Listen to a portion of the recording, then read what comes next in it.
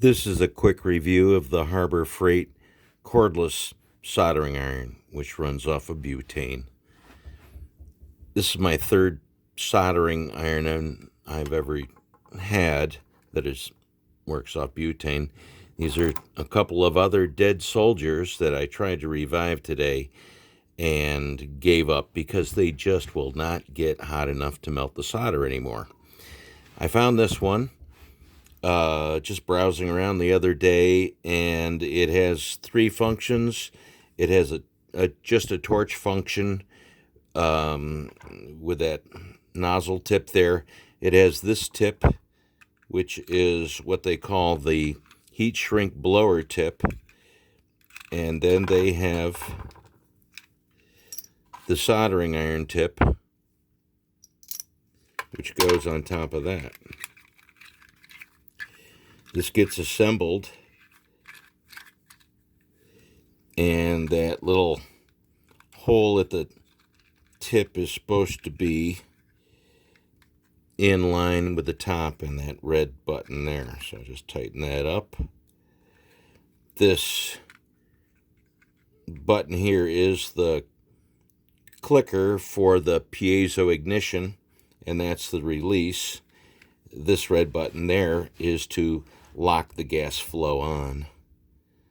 And this is the trickiest part of it. There's no really good directions on how to ignite it in the package, but after struggling with it for about 20 minutes and almost ready to bring it back because I didn't think the piezo function worked, and I tried to light it with a lighter first, and it wasn't getting the tip hot. It just comes with one tip, the that fine point tip, but it does work with some of my former Burns-O-Matic tips. It's the same size. So to light this thing, you press down on that little red switch and pull this back towards the end of it. And at the same time, when you do that, you have to slide this lock button to the right, and that will keep it going. So I'm going to try it. This light's pretty good. That didn't do it. That lit it. So we're just going to set it there and let it heat up. You can see, I think, yeah, it's starting to get red inside there, so you can see it's heating up. It really heats up quite quickly, within 30 seconds. Let's see. And there it is. It's melting already. So very good. Very quick. So that tip is about 400 degrees. It might be a little bit hotter, which is plenty for soldering.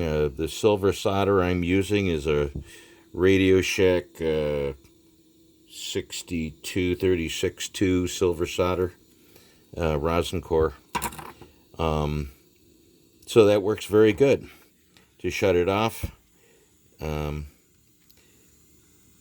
depress the piezo again and move the switch to the left.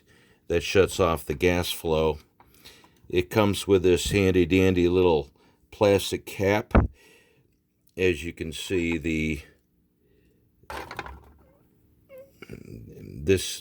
I can't move my camera, but that cap goes on there, and believe it or not, even with that being 400 degrees, this is a vented cap.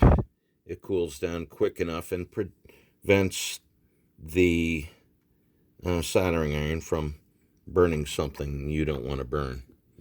So, good deal. It cost me $22.99 plus $2.01 of tax to come to a grand total of $25 in New York State today on September 7th, 2020. So, good little iron. I recommend it. We'll see how long it lasts.